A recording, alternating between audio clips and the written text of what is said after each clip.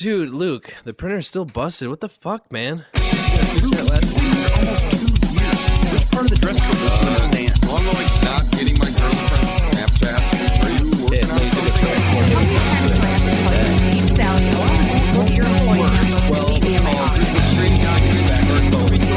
PC load letter? What the fuck does that mean? How's it going, everybody? Welcome, we haven't even welcome to started. episode 54 of the Topless Robot Podcast. My name is Ryan. I'm Brooks. I'm Tyler. Dan. And we've got Paul here. Paul Goebel is our guest this week. Hi, everybody. From such things as Beat The Geeks. He is the TV geek, as well as Will and Grace. He was a neighbor on Will and Grace. I was Jerry, the fat neighbor on Will and Grace. That was, weren't they like trick-or-treating or something like that? It was the scary Halloween episode, first season of Will and Grace. And I got on that show because it was the same producers as Boston Common. Like, They literally called me and offered me the gig. So I was like, sweet, I'm going to be on fucking Will and Grace every fucking day now. And it was awesome because they even told me, like, I was tight with those guys. They were really cool. And they were like, oh, well, you live in the building. You'll be on the show a lot. But unfortunately, they were hands off. And I literally never came back. They never asked me back on the show because the actual producers didn't know me, so they couldn't have cared less. When I heard about it, I looked up the scene on YouTube, and I was like, it's Paul. It's easily found. In fact, I show it sometimes on all my favorite game shows. I will give away. I give away a lot of prizes, and sometimes I'll give away, like, here's the first season of Will and Grace on DVD, including this scene, and I'll show it, which is fun. But I also give away a copy of Not Another Teen Movie. I bought every copy of Not Another Teen Movie on DVD in the city of Mesa. So you're why they made more of those. Yes, it's all my fault. According to these metrics, You created very demand.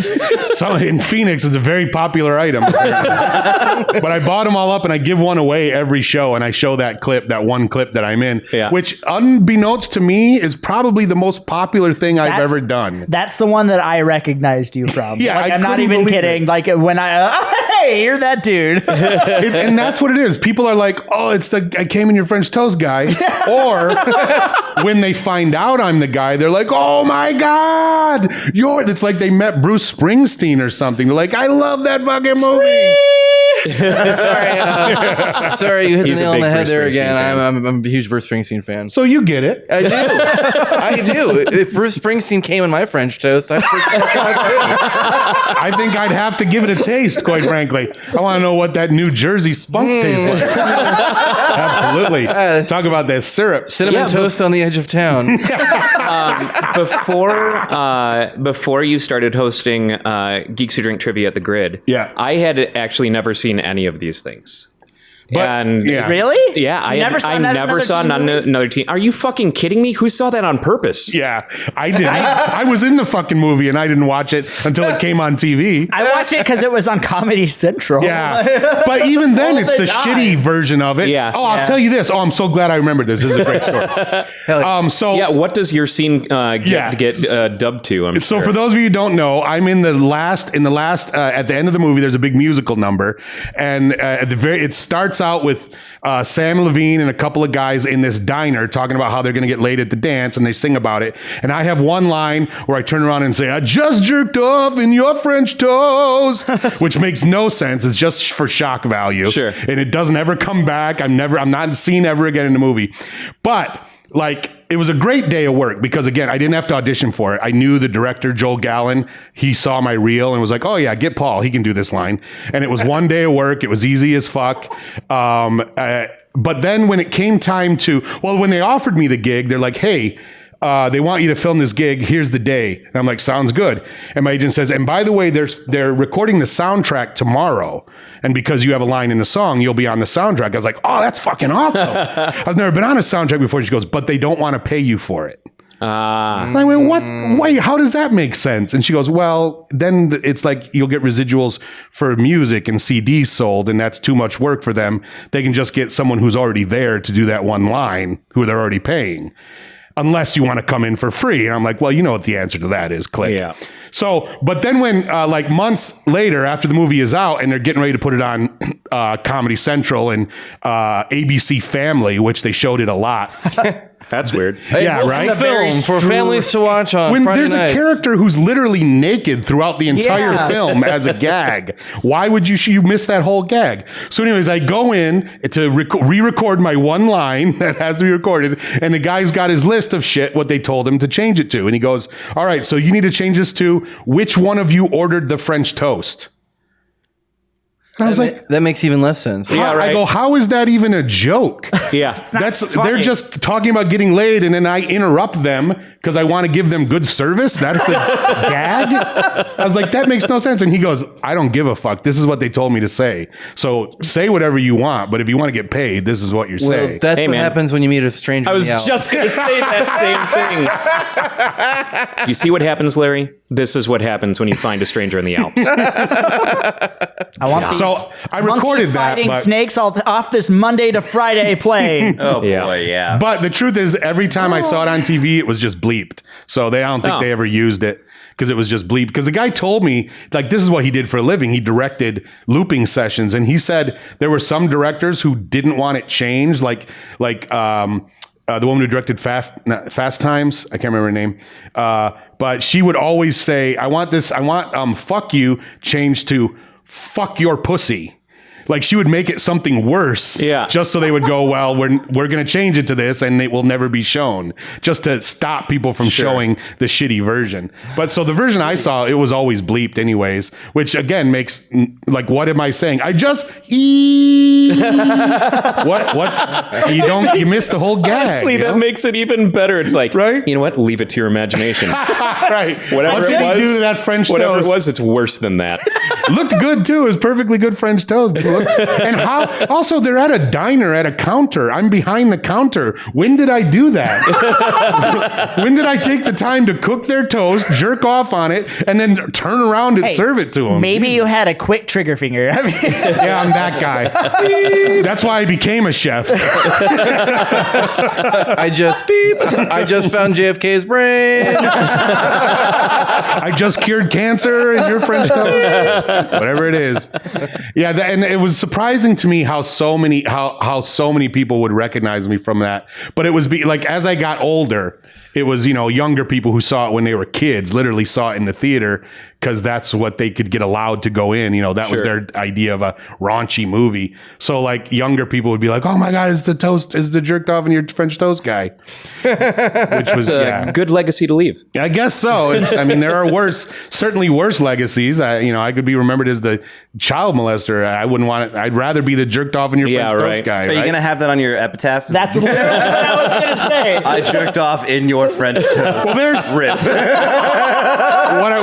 in the Laugh Factory, a comedy club in Hollywood. Whenever a famous comedian would die, they would put like George Carlin, R.I.P., making God laugh.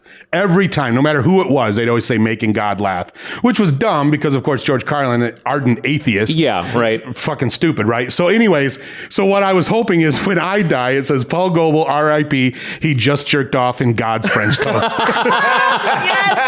I mean, if that's what it says on my tombstone, I won't be bothered. As long as your headstone is a piece of toast. Oh, please. If they don't do it for you, just leave it in your will, and then we'll show up and vandalize it regularly for you. Please do. Please do. And then like Beat the Geeks fans are like, oh man.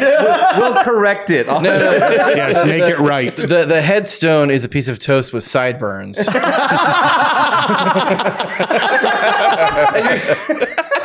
I like it. But then Ren and Stimpy fans keep vandalizing it. Oh, you're a toast man?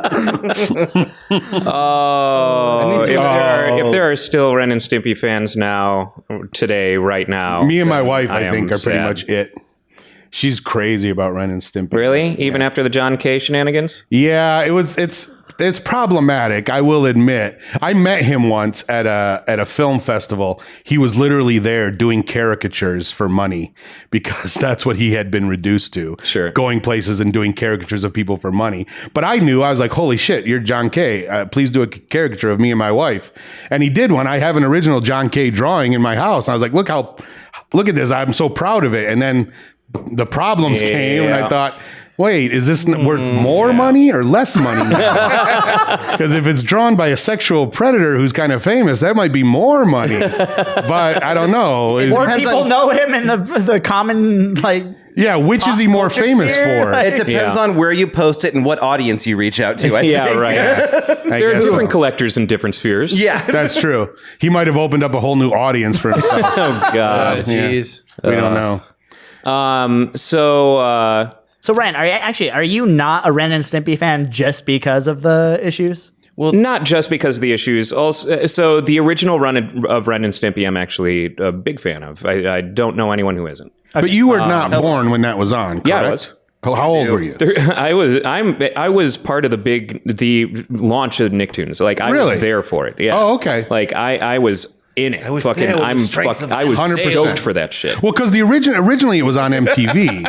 Like they showed like the raunchy episodes on MTV. Oh, I didn't know that it Yes. had an original run before it did the Nicktoons run. Because when it was on Nicktoons, basically Nickelodeon said, we want to do more Ren and Stimpy's, but you're going to be a lot less hands-on. Sure. That's why those ones are more watchable, quite frankly. They're better. Because when it went back to Spike TV, those are just a bunch of ham-fisted gay jokes. And that's exactly what they did. They said, like, whatever, Nick said, okay, we're done with you, like the way they do. And Spike was like, come over to us and we'll give you creative control, which he was fucking eager to get. And they're not Which good. is unfortunate. But the early episodes on MTV are, I mean...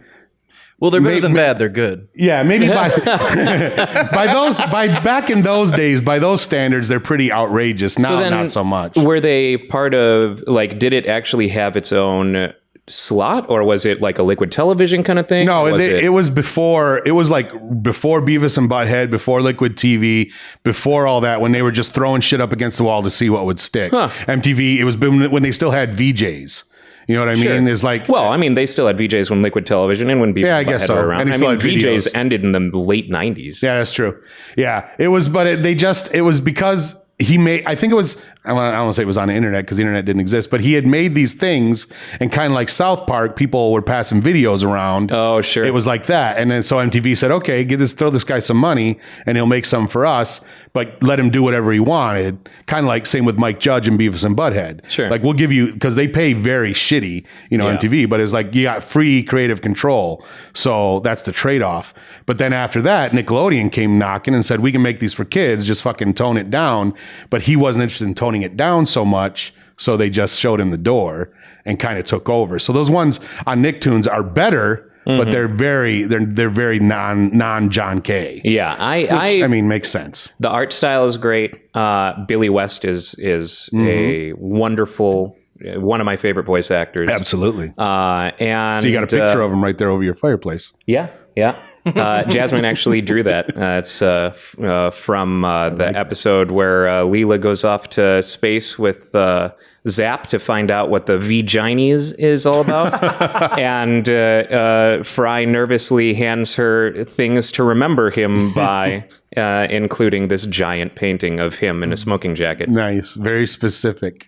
But yeah, I loved all the original Nicktoons. I mean, I turn 37 in December, so Jesus, you're old. so yeah, I was there for the Nicktoons. Okay. When Nicktoons started, and I was all about who are we that. going to recast him with? You guys are already put out a search for There's a a Craigslist Ryan Shrimp ad. type, right? Looking for a young Ryan Shrimp type. Do you like cartoons and have blue hair? We'll just get a poodle and dye it blue. We're just going to print out a body pillow with his likeness, but have a speaker in it that'll just play like reels of previous episodes. You got enough material for sure, right? What do you think, Ryan? We got a year of recordings. I I think mean, we Jesus can find Christ! something. At this point, we've probably got 70+ hours of recordings of us talking. Just splice it badly together. I think this game is dumb. Well, they have programs that do that now. Yeah. So, because like that, Jimmy Fallon used to do it all the time. He would get all these clips of Brian Williams and basically clip them together with him doing Rapper's Delight. A clip of Brian Williams saying hip, and then a clip of him saying hop. Sure. And they fucking put it all together, and he does the whole song. I've seen that, but Adobe is also, and this is even old news, like Adobe years ago was working on a way to completely generate someone's voice. Wow. Like a very specific voice. And they actually used Jordan Peele to demonstrate it. I can't remember. It was like, hey, you had this conversation and so you recorded this conversation between Keegan-Michael Key, and yourself, and we took it and we changed what he said. And you can't even tell. You can't even tell. It is fully using the samples of his voice that they were able to collect and build a model off of. And then you watched them type in the words that they wanted the generator to say, and it was not a robotic voice in any way. Wow. So when we do that with Ryan, it will replace you with Brian Shrimp. That's my dad, who's already dead. Brian Shrimp. Oh, Shrimp. Okay. Yeah, Shrimp. Okay. Yeah. So I was going to say Brian Shrimp was my father. Oh. Brian Shrimp is a different guy. We'll deep fake you. We'll get someone else Brian will deep Shrimp. fake you. Oh, God. They call him Brian Fryin Shrimp. That's his nickname, old Brian. My dad used to be called Brine Shrimp. Of course. Brian Shrimp. And I have been called Ryan Jumbo Shrimp. Jesus. This is our new host, David Prawn. I prefer Shrim Scampy. Shrimp hyphen Scampy. You must have heard all those jokes growing absolutely. up, right? Absolutely. Yeah. Anybody got some shrimp sauce? Look at it. Yeah. Shrimp cocktail. Let's get a drink. He wants a shrimp cocktail. Ryan's rock band name is already the Shrimp Cocktail. Ryan Shrimp. Yeah, because a gotta friend embrace of mine who's in a metal band, like an over-the-top metal band, back home in Wisconsin, he and I were going to start an all-lounge Huey Lewis and the News cover band called Ryan Shrimp and the Cocktails. Oh, that sounds. I'm on board for that. That's Over-the-top band. We do usually cover some news items, and Wait, we there actually is have to talk about is things? a super important thing to talk about. okay. We've just been letting Paul do all of our work for us. Yeah, right. Spider-Man is back in the MCU. So, Mike, when I first heard this, my first thought was this was the plan all along. Yeah. Honestly, Sure. Right? Yeah, like it was a great marketing effort. Okay. So then. plug then in I'm right. plug in the hype machine and let's let it run for a while. Because in the past, they very wisely said, wow, that movie sucked, that we're done. And maybe we'll start again later on. But they very wisely were like, wow, let's not make any more of these movies. Yeah. And that's fine. But Far From Home was good. It wasn't great, Yeah. but it was good. I enjoyed it quite a bit. So why wouldn't they make more of them? That makes zero sense. So yeah, I think this was just, obviously, maybe the contract was up. Like they said, we'll do 2 and then renegotiate. But that's all the story was. They're now renegotiating. I think, because it's just basic negotiating 101. You don't come back to the table going, that was great. Let's do this again. yeah. I expect, I don't know how much of this would have been staged considering the specifics of the new contract. Oh, I know nothing about Because that. originally, Marvel was only taking 5% of sales, and now they're taking 25%. That's a What bit of they a leap. originally offered, which caused the rupture, was 50%. Which was Far From Home. And They wanted 50% from Far From Home? Thank you. no, he's saying 50% was Far From Home. Yeah, no, he. that's like he a made a really Yeah, bad he's joke. a bad It was joke. so He was bad trying to make a joke. that you didn't even realize he was making a joke. Tyler, Oh, you're right. We've got an actual stand-up God. comedian sitting in the room now. Well, I So find when it you- funny that of all the things that have been said today, that was what earned a squirt. Like, it has to be that bad and that fucking offensive. I don't. His subversive comedy will not be tolerated. Exactly. How dare you say that? Network. Any of the things that I said, that was like a joke. I think that's the most offensive thing that I've ever about something I've said. Well, I mean, I'm not gonna sugarcoat it. It was. It resembled a joke. It was just missing the one key feature. Yeah, the humor. Right. What made it funny? It was missing the thing that makes it funny. It sounded like a joke. It had all the structures of a joke. There was a setup and a punchline, and Much like every sentence that doesn't have a punchline sounds like a joke. Yeah. just like every conversation. I think that might be the secret with this young man. He's constantly making jokes all day long. He just doesn't realize that they're not funny. His entire life is a workshop. And we think it's just conversation. We think he's having. That's why he switches from topic to topic though so quickly. Look how red he's become. That's why he looks so sad all the time because he's like, I'm talking, but they're not laughing. Why do they just keep talking back? Tyler, you really need to stop getting your jokes out of the dictionary, okay? That's what we're trying to say. I got this great gag. He looks up. Okay, dressers. Got it. Hey, you guys hear about dressers? You put clothes in them, right? Right? Who's with me? No, that one didn't fly. That one didn't fly. Rheumatoid arthritis. No. But not this crowd. Wrong crowd for that. I went to the store today and bought some milk. How about you guys? What kind? Who's with me? Chocolate? Yeah, I love Well, it. it's the air, Tyler. Very cool. Airplane food is defined as. Good crowd work, bro. So the new deal that Sony and Marvel has struck has actually allowed Sony and Marvel to share Tom Holland. So that means that we may see Spider-Man. Christmases. We may see Spider-Man appear in properties like Venom, and because Sony's got the rest of the villains.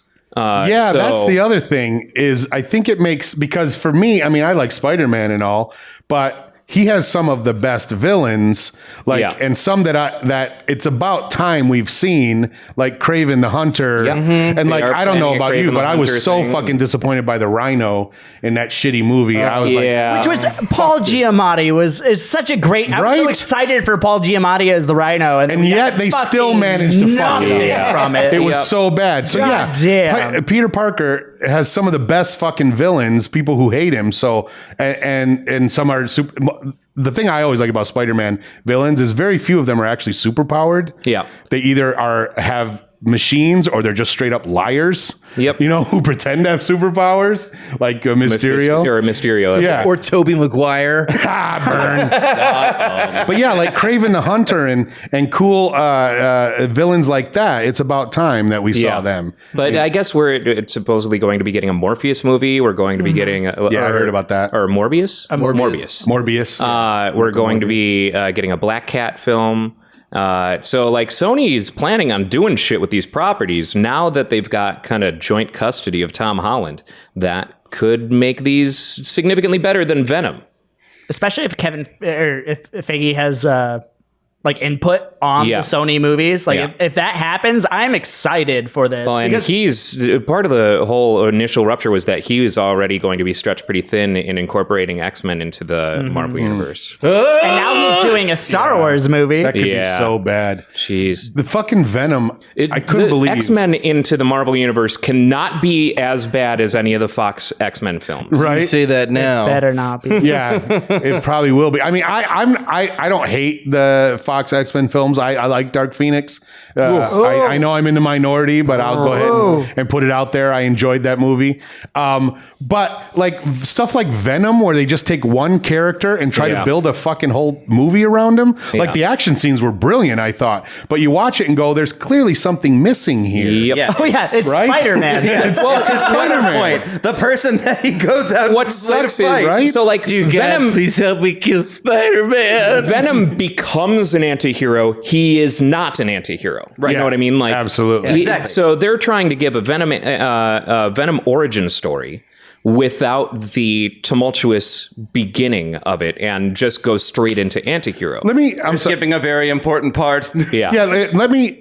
I apologize if this derails the whole conversation, but I've brought this up to many people, and nobody ever knows what I'm talking about. But Venom was created from the Secret Wars. Yes, that was part of that black suit that he got during Secret Wars. Yes. So effectively, we will never get the real story of Vecna, because right? originally the symbiote was Spider-Man. It came from another created universe by the Beyonder, right? Yeah. So and we will never see that on TV or in movies or ever again in print. You say that We've now, seen but it on Sony TV. is well known for fucking rebooting every single property. That's true. that The it Secret does Wars over movie and might be the over and shit. over and Yeah. over again. I bet now that we've got Spider-Man in that I would universe, love, we'll get I would a love reboot. to see a Secret Wars as like a TV show or something, just because I remember the toys. I loved it. So we didn't get like a full true Secret War origin in the animated Spider-Man series, but we did get a proper symbiote Spider-Man suit origin story. Came from space, right? Yeah. John Jameson. Didn't John Jameson come from space and it came with him on the ship or something like that? Yes. That is hijacked the ship, came along with him, and then he turned into a space werewolf apparently, which I guess was a squarewolf. I guess he was like a weird character. Is that from the comics that Jonah Jameson's I'm not kid? sure. Yeah, that might have been just a dumb episode of this show. Maybe in like Heroes Reborn or some fucking, yeah, that was Wow, talk about a bad fucking show. But yeah, I'm very excited that it's a thing, and I'm especially with the joint custody element of that. That's going to be hopefully very good for the media. Now, will they cast Andrew Garfield as a character in it? Like, Well, and like, will it's they funny, make him the Scarlet Spider? They have hinted very heavy on that. Well, rather, Tom Holland is very bad at reacting to people asking him if he would like to be in a film with all of the other people who have played Spider-Man, because he reacts in a way as though he's got something to hide. Oh. And he's notoriously bad at keeping secrets. So that might have already been discussed. right, because I mean, the multiverse was the concept of the multiverse has been introduced with into the multiverse, and that's a very hit thing to do now, because the DC shows on the on CW are they're doing it. Crisis on Infinite Earths. Yeah, well, they already have had they do Supergirl and Flash crossovers, which have made it clear different universes completely. But now they're doing that whole Infinite now they're bringing Earths, Brandon Ruth in as Superman, and they're bringing in a Smallville actor. Tom Welling. Also so they're making it Superman. clear. So that's like a very popular thing now, that if you own any property that has other universes, by all means, let's see what we can do with that. Yeah. So that would make sense. Well, look at the cartoon, the Spider-Verse cartoon. Wasn't that was the fucking great, idea? yeah. It was so and good. everybody loved it. Yeah, it was cool. Why not? And but yeah, that would open up the possibility for there being a Spider-Man movie that has, Spider-Man 2099, Yes! and Miles Morales, and then that means we get Ghost Rider Spider-Gwen, 2099. Nick Cage as Noir Spider-Man. I want to see a whole movie about that. Quite frankly, yeah, that would be absolutely. great. We get That would be we got very cool. mean And Spider-Man. Spider-Gwen. Spider-Gwen. Isn't like everybody crazy about Spider-Gwen? She's fucking awesome. Yeah, I get that. And especially, I mean, I don't want to sound like an idiot, but it seems to me that Spider-Gwen is a great character, like where DC did with Wonder Woman. Marvel can do with Spider-Gwen. There's no other character. Black Widow's great, but she's not the character that women are, rallying around in the Marvel universe. And I think Spider-Gwen could easily be that character. Sure. Especially, Captain especially Marvel young was girl. trying. Marvel is. Captain Marvel would probably be They the one. are still true, shooting yeah, that's what I for would Captain say. Marvel on that. It's because most women that watch television have not been to Budapest or refer to incidences in such. Also, it's hard to get. Apparently, everyone in the business thinks it's impossible to get women to watch superhero movies. Which is fucking dumb. Yeah, it's stupid. It's Everybody likes superheroes. Well, That's a and thing today. never mind that. The concept of there being a gender barrier for any fandom, no matter ridiculous. what the fandom Ludicrous. is stupid. The only barrier that exists are gatekeepers, and they're the ones who are keep people out of these fandoms because they're not nerdy enough, because they've got tits. I saw. I saw M. Night Shyamalan on. And that Shyamalan ding. M. Night Shyamalan? He was on. I think it was Seth Meyers in the early days, because he was talking about Glass. Glass was coming out, but he was asking about Unbreakable, and what was that like working on Unbreakable? And M. Night said that when he pitched the movie Unbreakable, he was told over and over again, superhero movies don't sell. A human being said that fucking sentence to him. What? Right? He's not been present for the last... Well, this was obviously this was before. But it wasn't like 20, 30 years before. Yeah. Unbreakable came out in our lifetimes while we were adults. Yes? That's because Was you it look at the Unbreakable? superhero movies that had been made to that point. And they sucked. Yeah, But still, we've got Fantastic Four fucking film is amazing. we've got Dolph Lundgren as or was it Dolph Lundgren? No, it wasn't Dolph. Who played Punisher in the Tom original, Hardy was one. in the original Punisher movie? Thomas Jane. No. Yeah. In the original Punisher movie. Yeah, it was Dolph Lundgren. Dolph- yeah, You're okay. right. Yeah. Yeah. And then you got Hasselhoff as Nick Fury. Oh, God. And then, did you ever see the worst Captain America movie with J.D. Salinger's son, Matt Salinger? No. Holy shit, is it bad?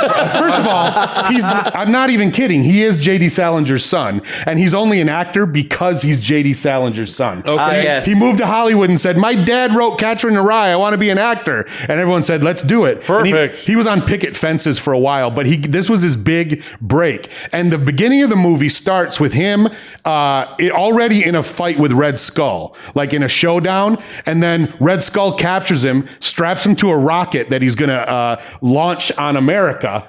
But then while he's on the rocket, he gets it to go into the water in the Arctic and gets frozen.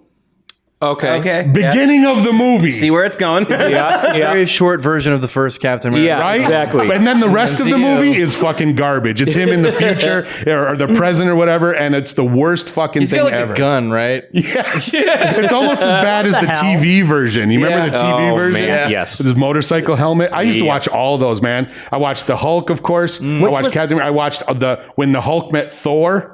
I watched. He's a surfer guy. Which Captain America movie or TV series was the one where he like acted like he was sick to steal a car? There was Who, the Hulk did? no, Captain America. There was because there was a reference to that. Like, oh, when did Captain America steal a car? And Oh, right. I remember Civil that War. reference. And I don't Was it remember a if it was in Republic a serial? movie or a series, but that actually happened. I'm totally Wow. blanking on what it was. Like he pulled a guy out of a car, like Grand Theft Auto. Yes. No, he was on the side of the ground, the side of the road, acting all sick, and a car pulls over. Oh yeah. Oh, he's playing And then he's possum. like, ha, and jumps into the driver's seat and just drives off. That's not America. Yeah. Well, That's not my America. That was Civil War. this is America. True. This is America. No, you heavy sigh only because we watched that thing last week. I would heavy side regardless, but that doesn't help. No. It was the 1990 Captain America movie. Wow. Yeah. Yeah, there's a lot of those, and most of them went straight to DVD or, and or cable. Sure, Never in the theater.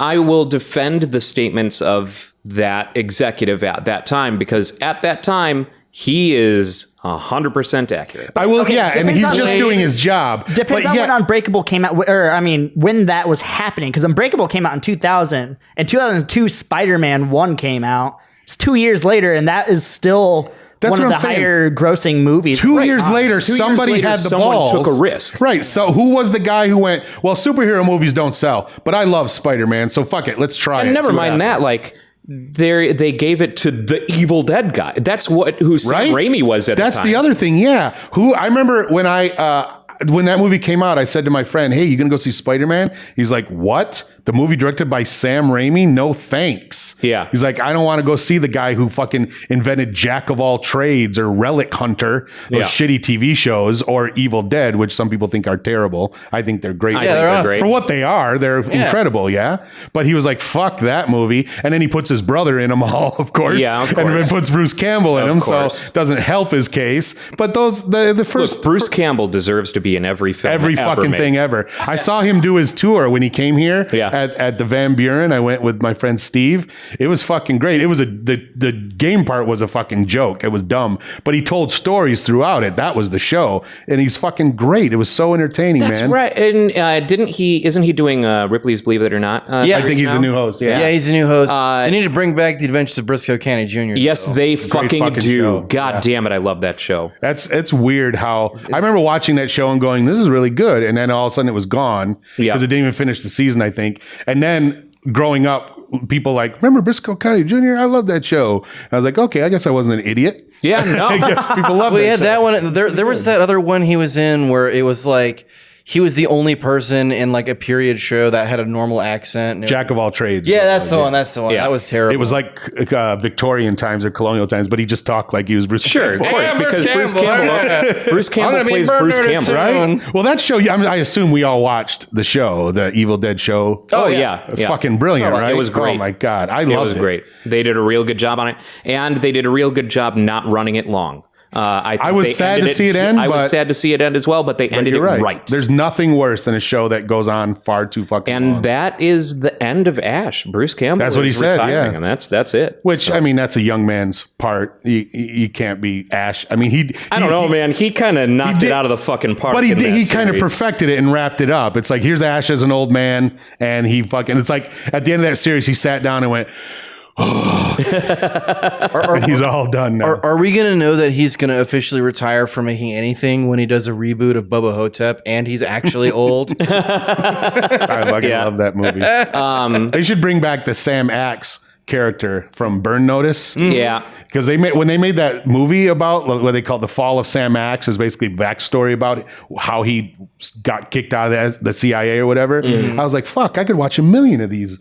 It's old Sam Axe, but unfortunately he can't play a young Sam Axe anymore. They'd have to get. He's why I cast Chris watched Burn Pine. Notice. I've only for seen sure. a couple Yeah, of episodes of Burn Notice and Yeah. enjoyed it. But People, because it became a joke. I remember SNL did a whole sketch. It was a game show called "What Is Burn Notice," and the premise was contestants had to try to figure out what Burn Notice was. It's got the guy from Evil Dead and that lady that was in The Librarian. Yeah, people were like, "I think it's a show about firemen." But I was watching it, going, "Oh, this," and then like the next day, Burn Notice tweeted something about how SNL was out of touch, whatever.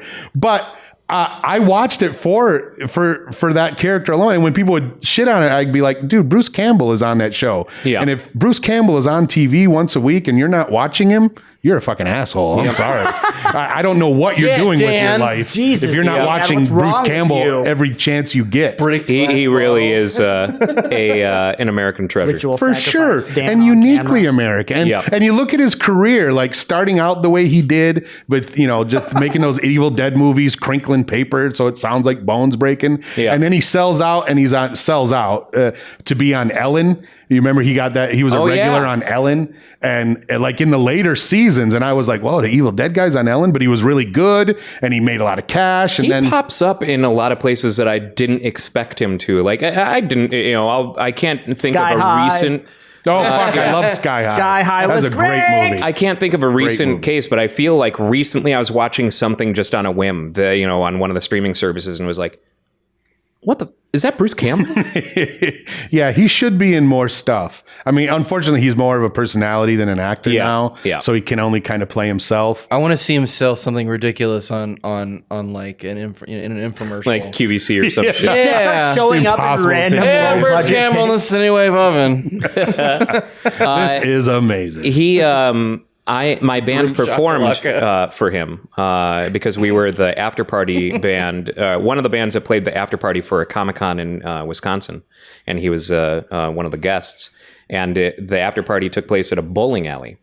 And so he was That's very Wisconsin. I have to say. Especially very Comic-Con, Wisconsin. That's like So right in the Venn diagram. he and like his agent or something. His agent is like the slickest. And when I say slick, I don't mean that as a compliment looking motherfucker. And both of them are wearing suits and they're bowling. Nice. And I had been hanging out with the dude who was bowling next to them the night prior, who was one of the dwarves in Hobbit. Okay. And so I had just finished playing. I'm fairly drunk and I'm in my show outfit, which is like a suit with steampunk wings and spats. And I just kind of stroll down and have a seat at his lane and just watch him bowl for a while. And no one said anything. No one told me to go away. He greeted me, said hi, complimented my shoes, was like super nice. And yeah, very, very cool guy. You should put that on your resume. Once shared a complimented bowling my lane. shoes. Once looked at Bruce Campbell. Watched Bruce Campbell. But like bowl. George Wendt was there. Like it was a weird night. I met George Wendt once. He was super nice. It was a million years ago. I lived in Chicago, and it was at this like all night improv fest, and I was one of the groups on it, and he was there because it's an improv thing.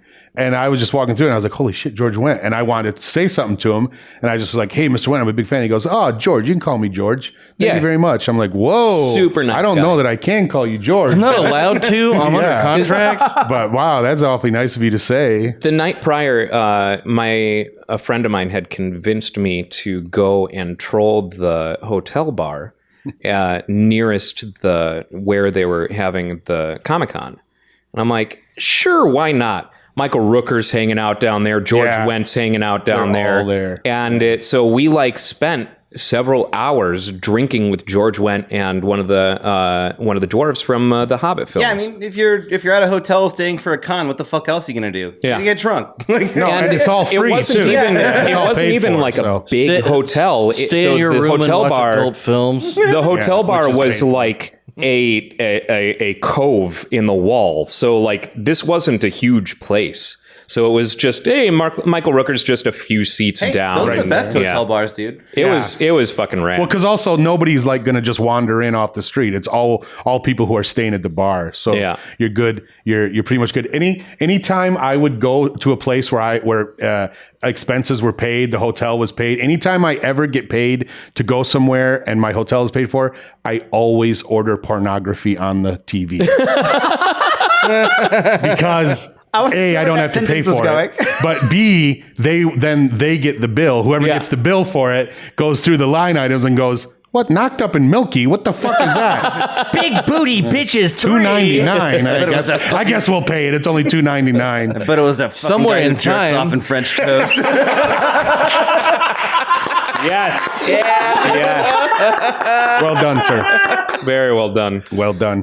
So you posted a photo recently Many of you and Paul Scheer Oh, yeah. and Andy Dick. Yeah. Tell me the story behind that photo. Well, it's me, Paul Scheer, Andy Dick, Randy Mantooth from Emergency, and my friend Graham Elwood. Wait. From Randy Mantooth? Yes. Oh, That's the part he left I out. actually watched that show. Yes, there you go. Randy Mantooth was on a show back in the 70s called Emergency. It was created by Jack Webb, who created Dragnet and a lot of shows that were based on real life stuff. And Emergency was about paramedics. And unlike shows of today, back in the 70s, paramedics were a brand new thing.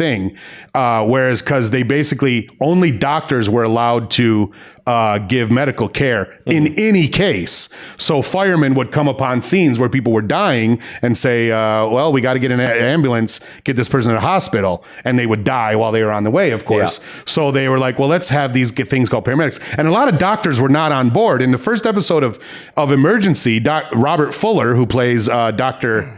Kiley, who's the main doctor on the show, he says no paramedics, they're going to end up killing somebody. And then he has to admit he's wrong about it. So it's like it was a big deal back then. Interesting. But it's a show about these guys, Randy Mantooth and Kevin Tighe, who are paramedics in a fire station, and they go to stuff and they say, and it's mainly about them saving people. But like Dragnet and all those other shows, it's based on real reports. Sure. It says at the end of the show, this is based on real things, and it tells you what happened to the people and whatever. So so it's a great show. And as an old man, I used to watch it a lot when I was a kid. So I used to do this show. Am I an old man? No. You're good. I'm the old man. Brooks, you are an old man. Fucking That's weirdo. why it's weird that you watched it. That's why it's weird. I watched it when I was a kid on TV Land because TV Land, because exactly.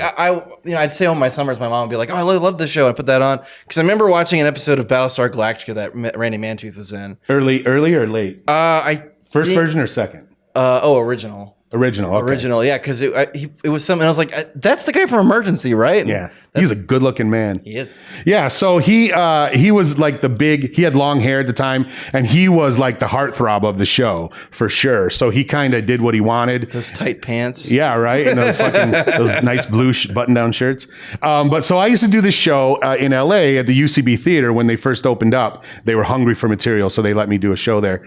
But it was like the King Don't of sell yourself short, man. Yeah. It was called the King of TV Show, and I would have on guests from television, and I would ask them questions that I wanted to know the answer to. Sure. Really like minutia and shit like that. And then we would do bits, and then I would have other guests on as well. So that show, I had Randy Mantooth on, and then I finagled my way to get Andy Dick on, who was pretty popular at the time. He was less annoying than he has become.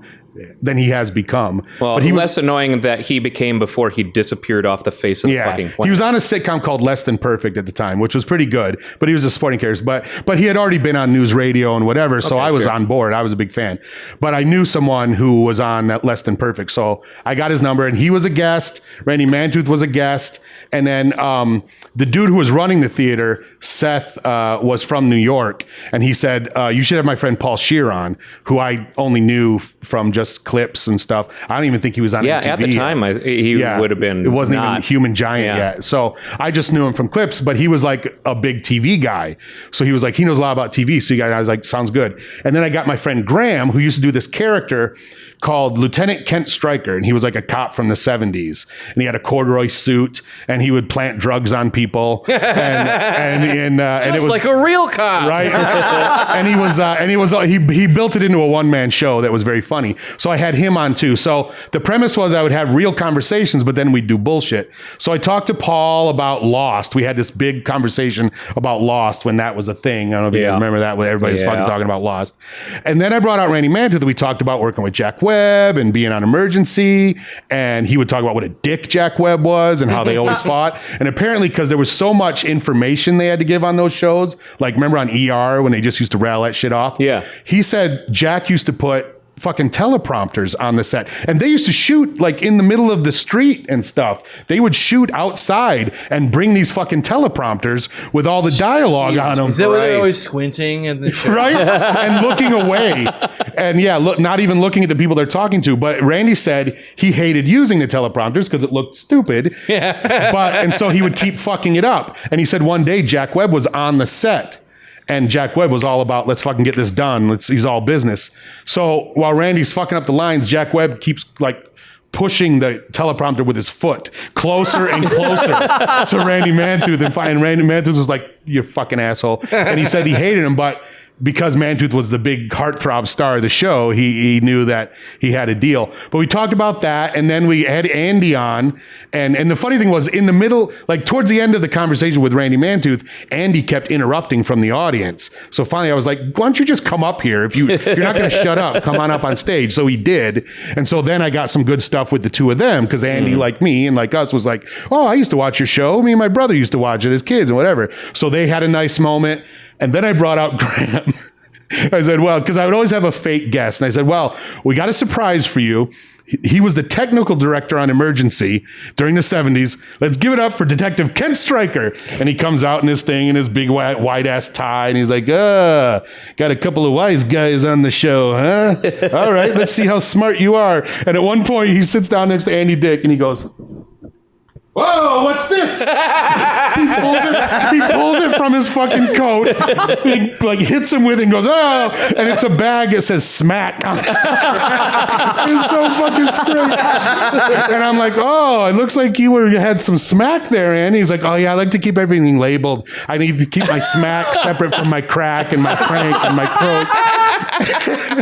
and it was like the perfect, and I was like, all right, and then we just did the show, and it was a fucking great show. But I did a bunch of those at the UCB for quite a while until they kicked me out. I had one, my best show ever, and you can see this on my YouTube page, because it was Andy Richter and Danny Bonaducci, and it was when it was great. It's actually interesting to watch because it was when Danny was on Breaking Bonaducci on VH1, which was his bad reality show. Yeah. And so they were there. The VH1 people were there to shoot it for the show. None of it ended up on VH1. Sure.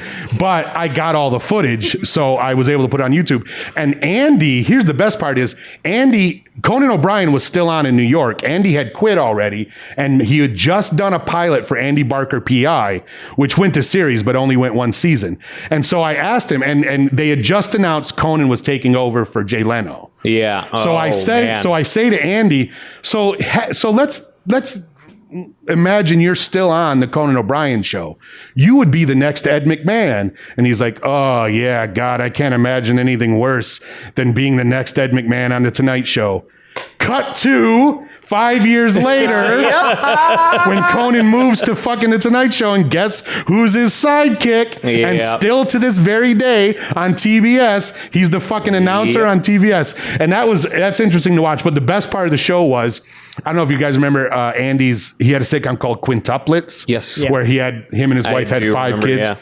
And it only went one season, and it was decent, but it wasn't great. So the fake guest was Brian Posehn. You know Brian Posehn? Oh, yeah. Yeah, the fake guest I said Brian was this actor, Percy Perskins, because originally the show was called Sex Tuplets, but the title didn't work, and so they cut one of the kids. So let's bring him out, and it was Brian as that actor, and he was like all aggro and mad, like it was the first time he had seen Andy since he got fired, and he goes, it wasn't because they didn't like the title. Andy got me fired. That's what happened. And I was like, oh, really? And Andy's like, well, the other kids kept coming to the set with bruises on their arms and black eyes and stuff, and they wouldn't tell us where it came from. And they fucking did this whole bit. It was so great. And of course, interviewing Danny Bonaducci was fucking amazing. Yeah. Because at one point I said to him, I was like, look, we've all watched your show. You got a beautiful wife. You seem to have 2 great kids. You got a good job being a DJ here in LA. What's your fucking problem? Why are you so fucked up? And the audience went crazy, but he's like, great question. I wish I had an answer for you. It was like the most honest thing I had ever seen. It was total. And I did it with, I should mention, I used, my announcer was my best friend, Jim Bruce, who was always in the booth, and he would cut in with some of the funniest shit. At one point, Andy would talk about how in the early days of Conan, you know, his ratings were very shaky. Oh, yeah. And he was always at a risk of being canceled. And in fact, I knew a guy who used to write for Greg Kinnear on Later, the original Later. And he said they were told on almost a daily basis, get ready to move to 12:30, guys. Because they were told we are going to replace Conan with Greg Kinnear. That doesn't surprise me. When I was a kid, only the weird kids watched Conan. Because it was a weird show. Like, I love some of the Conan. shit was like above my head, honestly. And whereas Greg Kinnear, we all kind of knew he was that smart ass from Talk Soup, and we loved him, and he was just kind of smarmy or whatever, so we got it. It would fit in more. But like he said, Andy said they were basically given a month-to-month thing. We'll renew this every month and see how you do.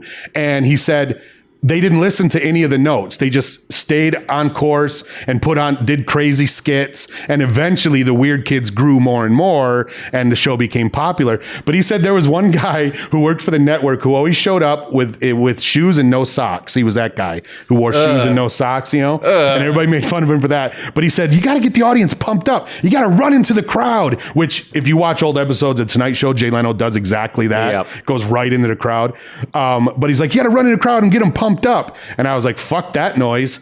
And Danny, who's on the couch, gets up and runs out into the crowd. And everyone's like, woo woo. And I was like, yeah, I'm not doing that at all. There's I like just the running is not good for me. Right. I'm not even going to run. But my friend Jim was like, yeah, it's bad. It was, if you want to see that, listeners, go to my YouTube page, Paul Goebel's YouTube page. I've broken it up into clips. All that interview and stuff is on at the UCB is on my YouTube page. It's fairly interesting. Yeah, I'm sure if you search YouTube for Paul Goebel, Goebel, That's right. Will jerk off in your French toast. Absolutely. That clip is also there. And that's a promise. That's probably going to come up pretty quick. Yeah, right. It's funny, all the comments on that clip, because that's when I realized people really thought it was funny. Because if you look at the comments, it's like, best moment in cinematic history.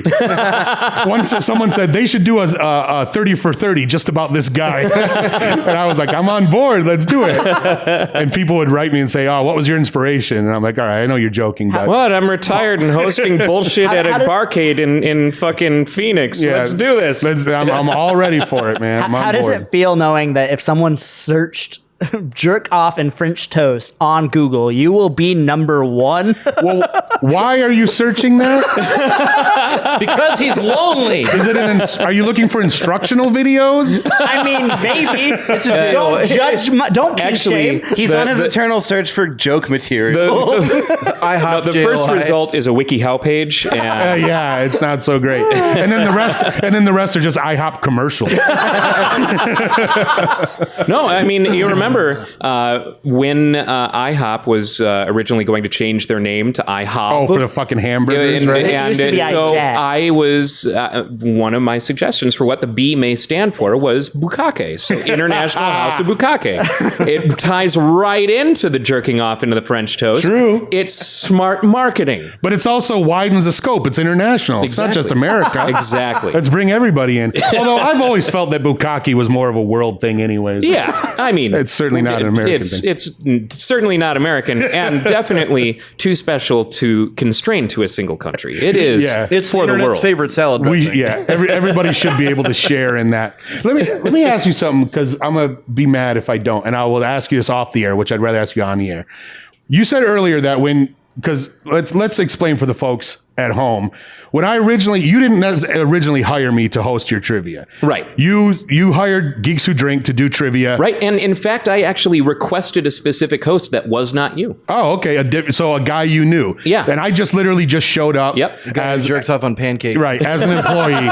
And I honestly, and this is a weird thing, but when you're a D-level celebrity like me, you have to assume that everyone you meet knows who you are and also doesn't know who you are. They're Schrodinger's fan when you meet them. Because at some point, like if I act like they don't know who I am, and at some point I say, yeah, I used to be on TV, and they're like, yeah, I know, then I look like an asshole. Yeah. But then if they don't know who I am, and I'm like, yeah, it was kind of like when I was on Beat the Geeks, they're like, what's that? Again, I look like an asshole. Yeah. So I have to wait until someone says it. So you guys don't know this, but like the first or second time I hosted, Ryan comes up to me, and I assume he's going to say, hey, weren't you the guy on Beat the Geeks? Because that's what people say to me Sure. when they don't know me. But instead he's like, how do you know Bart Heard?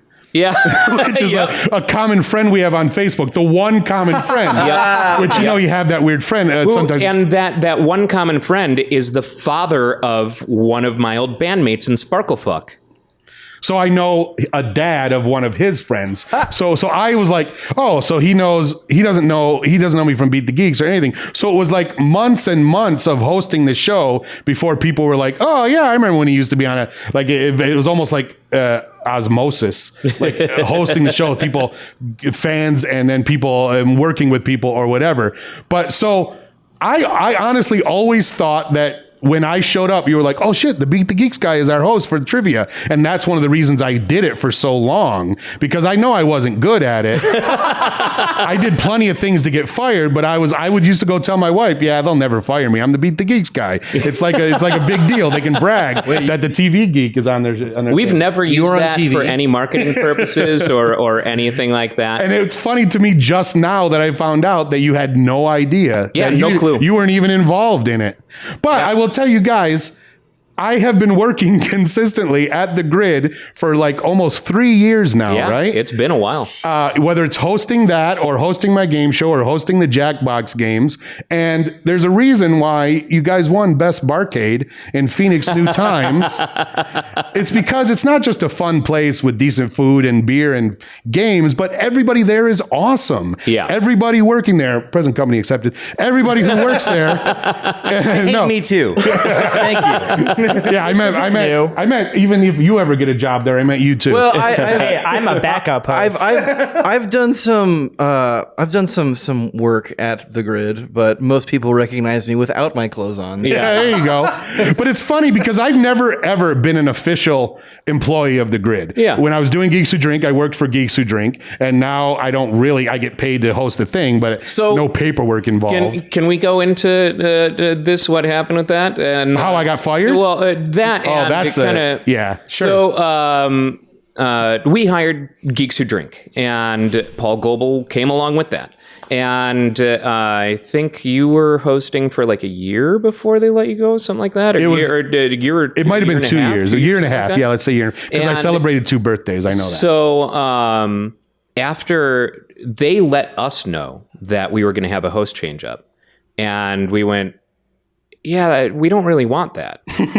And you gave me the heads up personally before they emailed us about it. Oh, really? Okay. And so you told me what happened. So I was kind of expecting their email. Okay. So their email comes in, and I'm like, I don't really like this. Probably not interested in moving forward, but we'll give it a chance.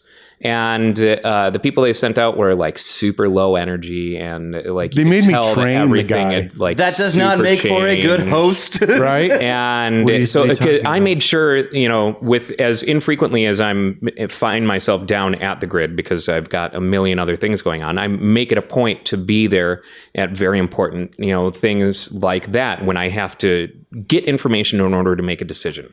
And it was very low energy. The crowd was not engaged, and it was not delivered well. No. You know, people who you can tell people who are comfortable speaking at people as presenters or as hosts versus people who are clearly not comfortable in that situation. Hey guys, today we're gonna do some trivia. Right, exactly. To drink. He was, And- they made me train him, which I didn't know he was going to be my replacement.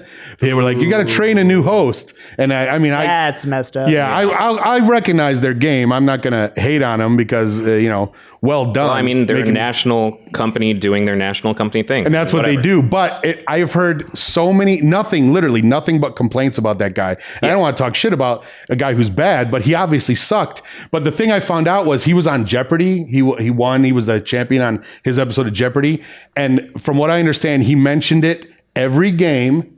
And he mentioned it in every blog because after Geeks Who Drink, you have to blog about it. And I would literally write as least words as possible for my blog. Yeah. There were many times when I was trivia. Yeah, I would push You enter and snap it'd say, pictures, throw them up there, and yeah, it would say not long enough. And I'd put, it was very fun. Click. Not long enough. Very, very fun. Click. But he would write these fucking long diatribes. And one of the guys who used to come to trivia told me he did a search for the word I.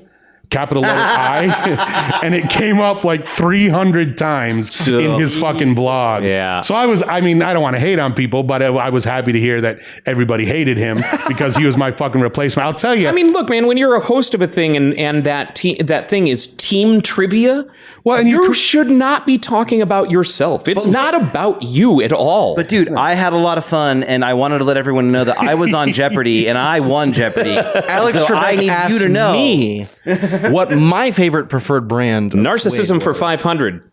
Yeah, I always look at those people and I'm like, I get it. We all have a thing in their life that we're really proud of if we're lucky. Some people just go through life not being proud of a thing. Yo. But I'm like, so you were on one episode of Jeopardy.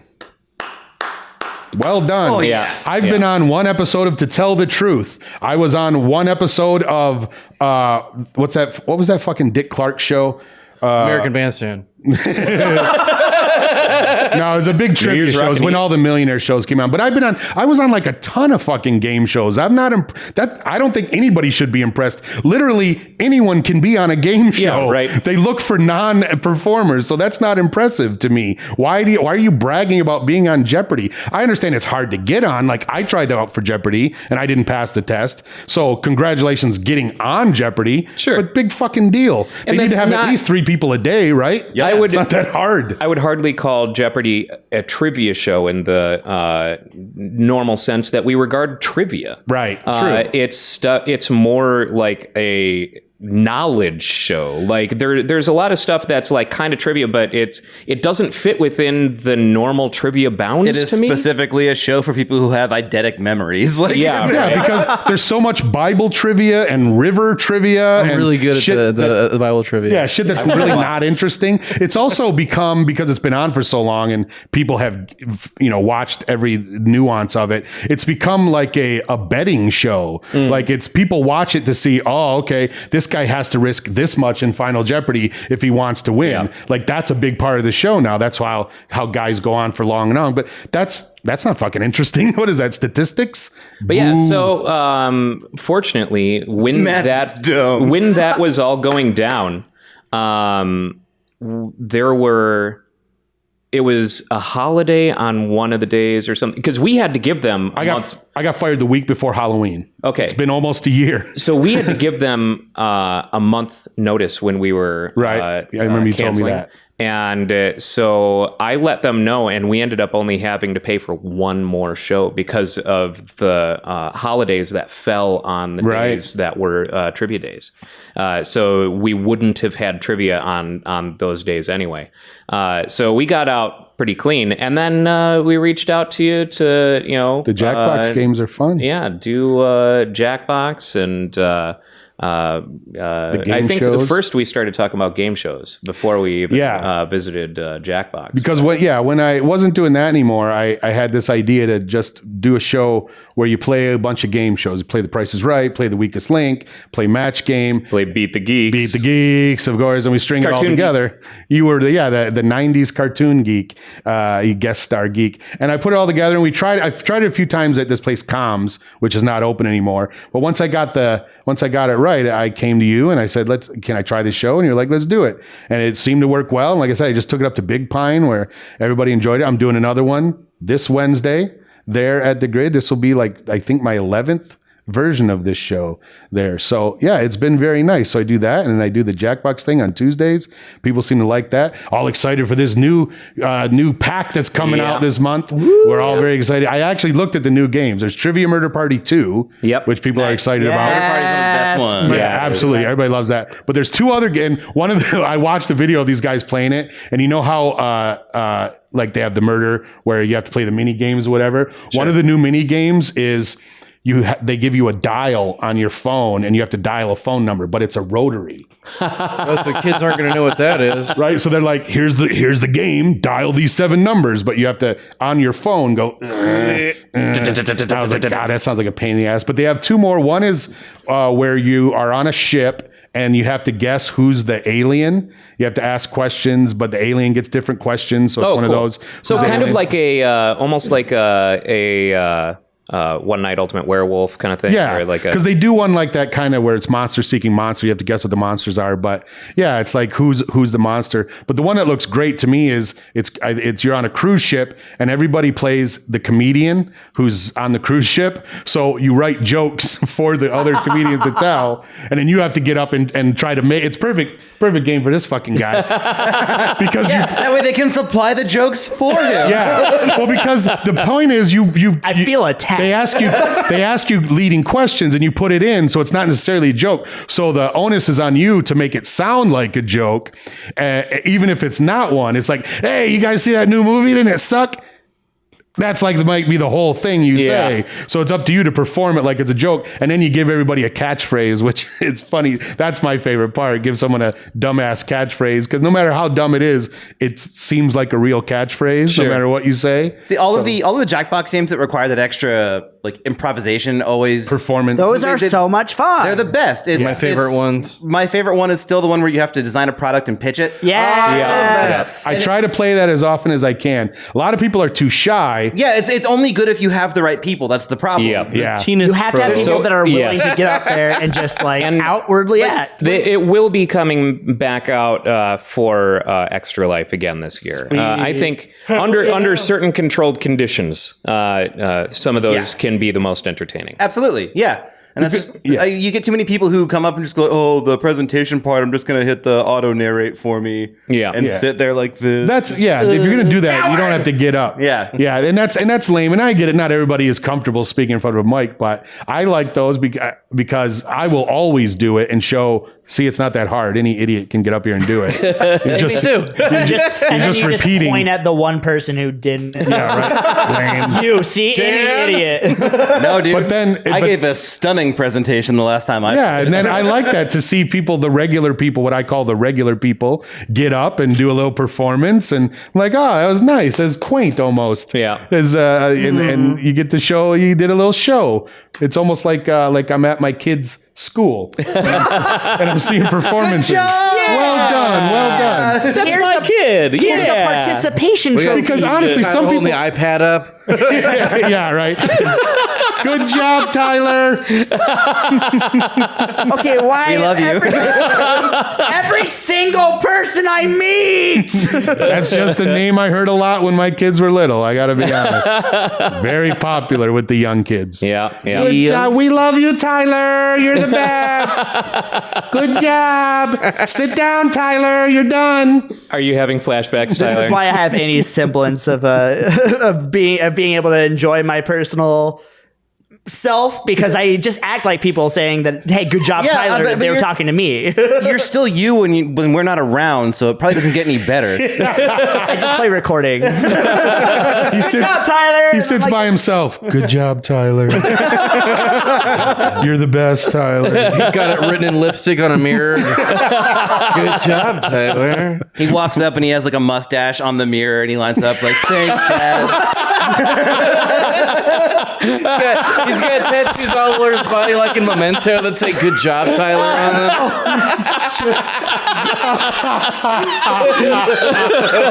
I have multiple wigs in my closet. I'm not going to give you any reason as to why, but Do you have any dresses you're about to throw out? Just asking.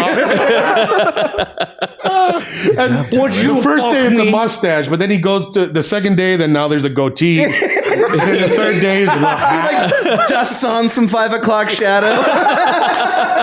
By the third day, it's like the Joker. He looks in the mirror and the reflection is all this white makeup. Like, Why so Tyler? Serious? would you fuck me? I'd fuck me. Did you tell them that? Did you ever tell them why I got fired? How that happened? No, I did not. So I've heard about this. You guys might appreciate this because Were you a geek who drank? that was the point. I drank as often as I could, but that seemed to be a selling point. But there's a Geeks Who Drink group on Facebook where there's a bunch of them, but some were just for people to share opinions or whatever. Yeah. And they would always share stuff from their quizzes. Like, hey, here's a question we had. And one of them was a question about body swap movies, like Freaky Friday. that's right. Now I remember. In the round, there was a question about Trading Places with Eddie Murphy and Dan Aykroyd. And I commented, Trading Places is not a body swap movie. Yeah, no. It's not. They don't swap bodies. They know who they are. This is in the wrong category. Yeah. And I was just going to make a point. I mean, I feel like that's part of my duty to point out this is wrong. Being right is the entire point of trivia. Exactly. Thank you. And considering this is a Geeks Who Drink Facebook group, somebody should be taken to task. So then someone on the group who I don't know, never met, never seen them since, comments, basically plays devil's advocate. Well, couldn't it be blah, blah, blah, blah, blah? And that immediately pisses me off. It always pisses me off. Why play devil's advocate for when you're wrong? Nobody asked for that. Nobody wants the devil about fucking Trading Places. So I went off and I said, no, it doesn't matter what you think. This is just wrong, blah, blah, blah. And then the person said, well, I would suggest that you take it up with editorial, because there's a way to do that. Take it up with editorial rather than posting things here.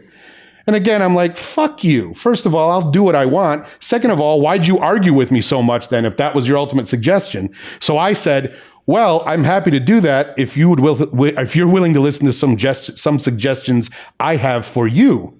And that's all I said. I did not elaborate on what those suggestions were. Sure. So the next day I get a phone call and they said, well, what you did on that is bullying and we have a zero tolerance policy for bullying. And I was like, well, that seems kind of dumb. And then the person who's firing me says, also, there were these other things. And clearly they were looking for a reason to fire me. As they always do. As they always do. One of them was, the main one was, I did a private gig. And you're supposed to show up 90 minutes early for a private gig, which is a fucking joke, but okay, that's the job, so fine. So it's on a Saturday. I show up 90 minutes early, and they're like, "Oh, you're really early." I'm like, "Yeah, that's the gig." And it's supposed to be there at 5. I'm there at 3:30. It's supposed to start at 5. As I'm hanging out there, and it's like not even chairs are set up. What the fuck? I find out it's actually going to start at 8. They had moved it to 8. And I go, "There's no fucking way I'm sitting here all day, not getting paid." Till 8 o'clock. So it's Saturday, so I got to make a few phone calls because no one's in the office. Eventually, the Geeks Who Drinks get back to me and say, yeah, that's our bad. They changed it and we forgot to tell you. Sure. And I go, okay. Because I was ready to leave. And I'm like, okay. And she says, and you'll be paid for the time you're there. I'm like, sounds good. Thank you.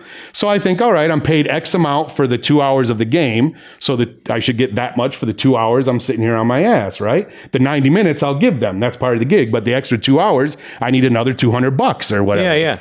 Instead, they pay you minimum wage. So instead, I call back and I go, hey, here's the deal. And they're like, yes, we have a policy that we pay $50 for that.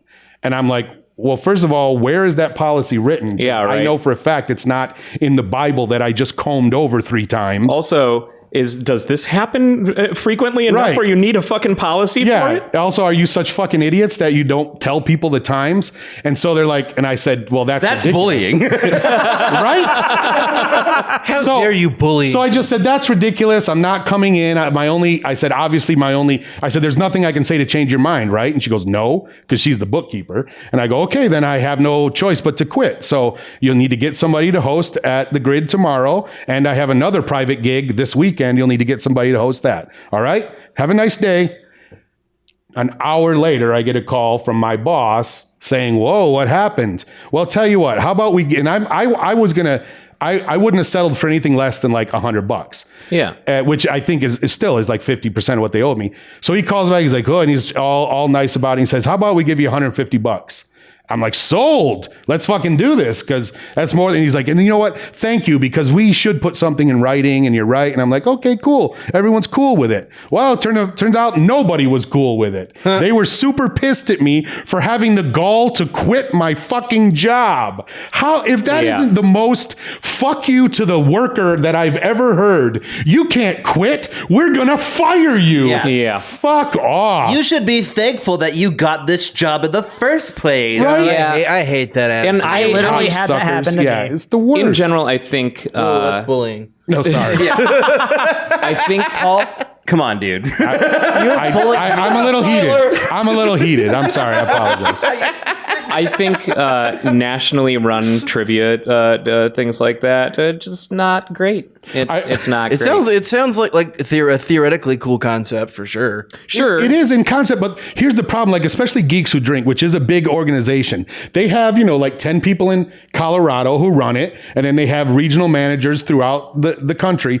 But then they have thousands of hosts. And if all the thousands of hosts one day decided not to show up to work, the company would fucking go bankrupt within a matter of 2 days. Yep. And yet nobody understands. I was the only person who understood that the host is the most popular, is the only position that anyone cares about. Yeah. Because if I don't show up, there's no show. And you guys try to guess how much he paid Geeks Who Drink every week for a show. I can't answer this because I've been told before. Okay. Yeah. How much do you think the Geeks Who Drink costs per week? Let me see. Well, Overall, includes everything. Per week. $500. I was going to say 600. Wow, you guys both went high. That's way too high. Way high. Really? yeah, way high. $5. All right, look, this isn't the fucking price. Yeah, right. You definitely went over. It's $250, right? Yeah, it was $250. $250 show. okay. 50 of that was mine. Yeah. They eventually got that for me, but I still think, for considering what goes into those shows, $200 is a fucking ripoff. Yeah. $100 is reasonable, but twice that is not. Yeah. And because especially considering the hosts do so much and they only get $50 of that. Yep. But we have to pay all of our office workers. I used to write All trivia. 12 of the... I used to write trivia for this show in LA. It's called King Trivia was the name of the company. And I used to write questions. And sometimes I would write questions and they'd be like, we can't use any of these because this is too esoteric. So I would just submit categories first.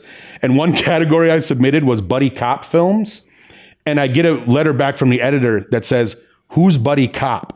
Oh, for fuck's sake. I mean, what can I do at that Holy point? shit, dude. It was when Buddy Ebsen was moonlighting as a cop. Buddy cop. He was like an Italian action star. I think not knowing what buddy cop movies are should preclude you from being in that industry in any capacity Right. at all. Yeah. Certainly not as a fucking editor. Yeah, Yeah. holy shit. Jesus Absolutely. Christ. And That's that's fucking what ridiculous. it's like working for those companies. I hope you had some Tango and Cash trivia in there.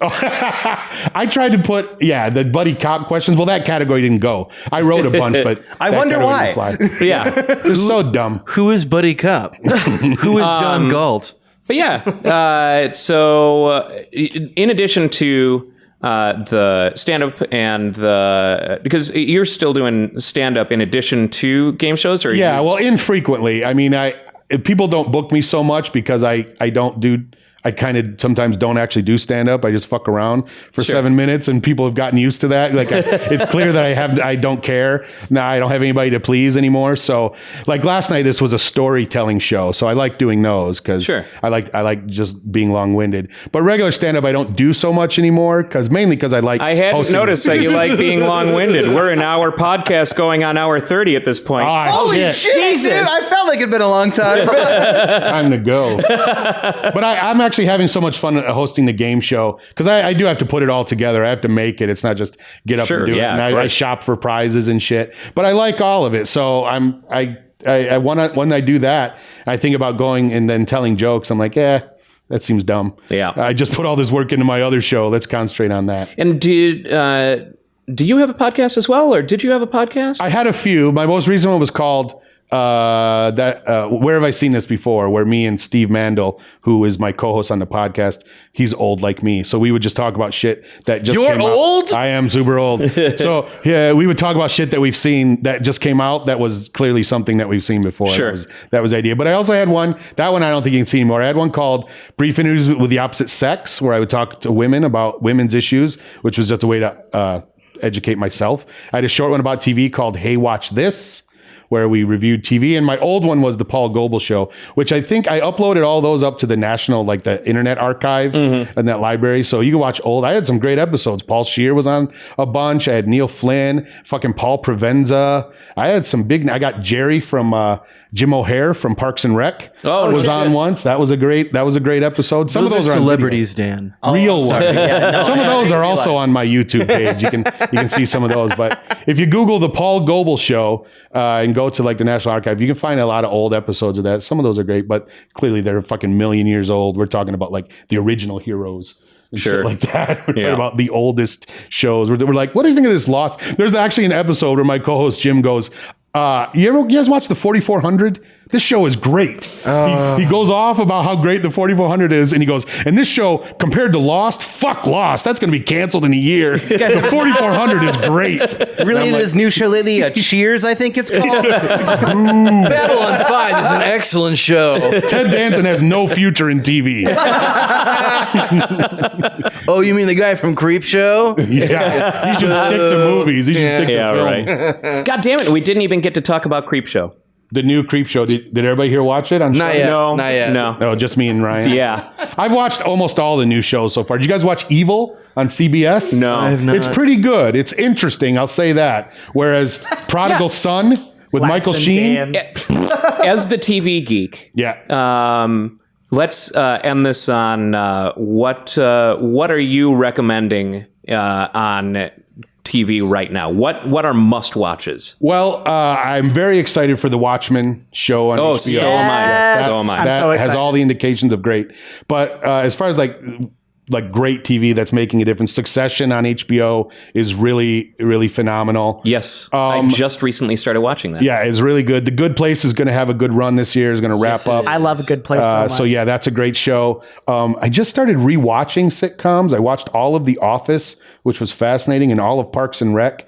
And now I'm watching 30 Rock. I love 30 Rock. But it's weird how problematic a lot of episodes are. Especially Parks and Rec has got a lot of problematic stuff early on. But it's different because like Parks and Rec and The Office, you're like, oh well, they're just dummies. They don't know any better. That's fair. When you're playing a character that is supposed to be problematic, then it's not necessarily problematic. It's poking fun. Like That's true. Yes, you Michael know, Scott is a perfect example. Yeah. Like you're not gonna get mad at Steve Carell for playing this role. He's for Prison Mike. Yeah, like which is just straight up offensive. he But plays a clueless character who, But on 30 Rock, I mean, part of the joke was poking fun at the guys in charge. Jack Donaghy was supposed to be this puffed up clown. Yeah. But when you look back on it, you're like, oh, he's a real piece of shit. Yeah. He was manipulative and mean and a fucking sexist and sometimes racist, which is weird. Why did we not notice the racism? But they have a whole lot of humanizing moments with that character, which is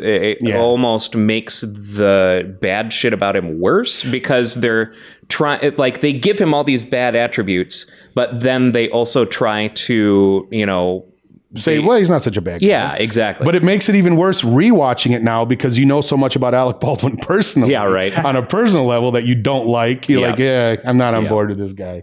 It's not fun. And then like the weird stuff that Tracy Morgan does.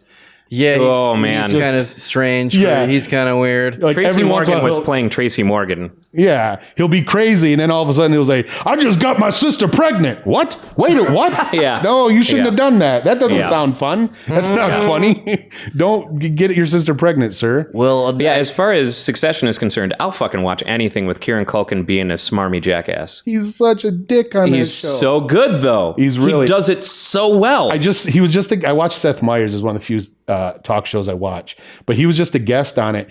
And in real life, he's the nicest young man. Yeah. He's like caring. He's like, oh, thank you for watching the show. He's the opposite of that fucking Yep. guy.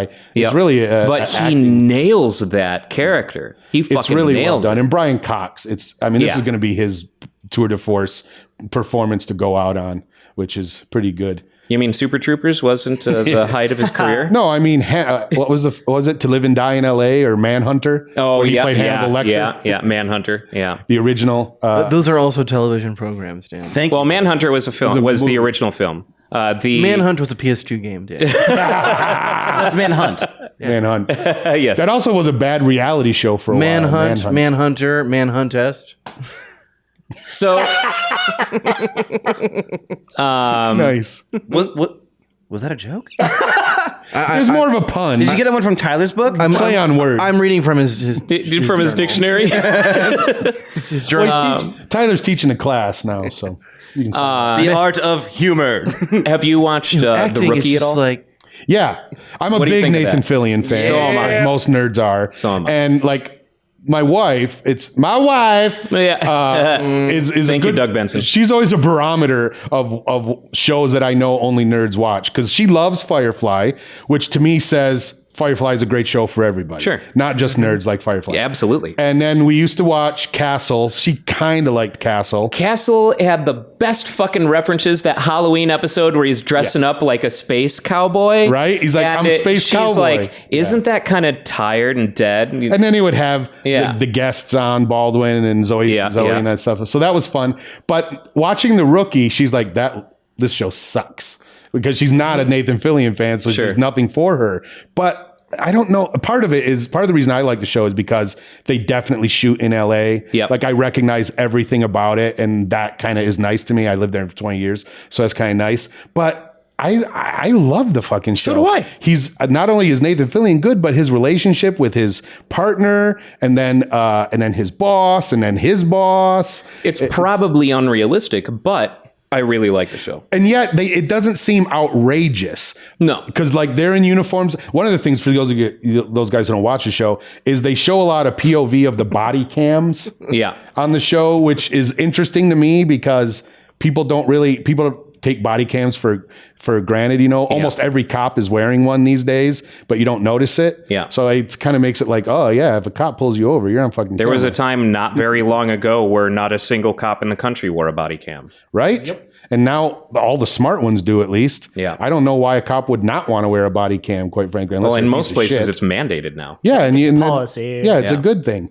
So, and they're making that they just made a movie. That's the whole premise. This woman who's a cop, she witnesses her partner and a bunch of other cops kill a guy, but because she's wearing her body camera, she fucking records it. Just happens to record it. So now they have to chase her down and get the camera back and then kill her. Had she just been there, they would have been like, okay, you're not going to tell anybody, right? But now that's a whole plot point. Yeah. Body cams. Ooh, that sounds like an interesting concept. I like that. Yeah, Yeah. right. They have to get her camera. So it's not just they're chasing her. She also has this, it's almost like I don't know, fucking Temple of Doom. She has this piece of Yeah. thing that she's got to protect because it could break at any moment or whatever. Oh, jeez. Yeah, it's and that's I like getting it back to the show. I like Rookie because, like you said, it's a little outrageous, especially the fact that first of all, he's an old man who's a rookie cop. That's a ridiculous idea. At least they made it clear this is not normal and we don't like it.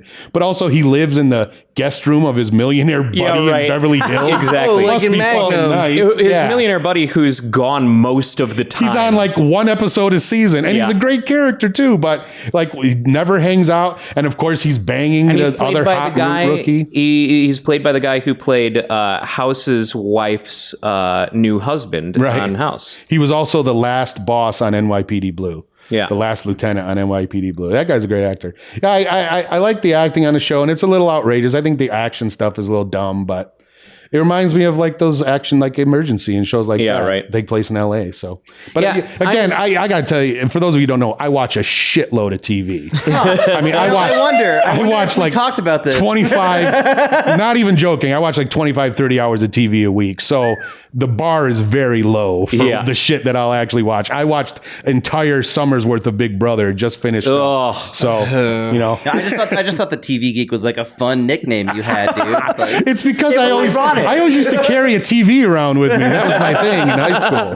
Hey, here comes a TV geek. Oh, I'd be so like, it's you in Virginia or wherever the fuck with wearing a TV All on your those head, TVs, dropping yeah. TVs off on people's porches. I fucking love that. I wish I had done that. I wish I was that guy. All right, we are running extra long today. Thank you so It's a much for bonus being episode. a guest Oh, it's my on pleasure. this episode, Paul. We'll have glad to I have you could do back it. again. And I'm sure we'll have you at Extra Life this year again. Yeah, I want to come back. That was fun. It's going to be November 2nd this year. We're running November 2nd, 11 a.m. Pacific time to 11 a.m. Mountain time the following day because it is daylight savings time. Oh, in Back. between, really? So Yeah. it's not going to change for us, but it's going to change for everyone else. So we'll start in Pacific, we'll end in Mountain.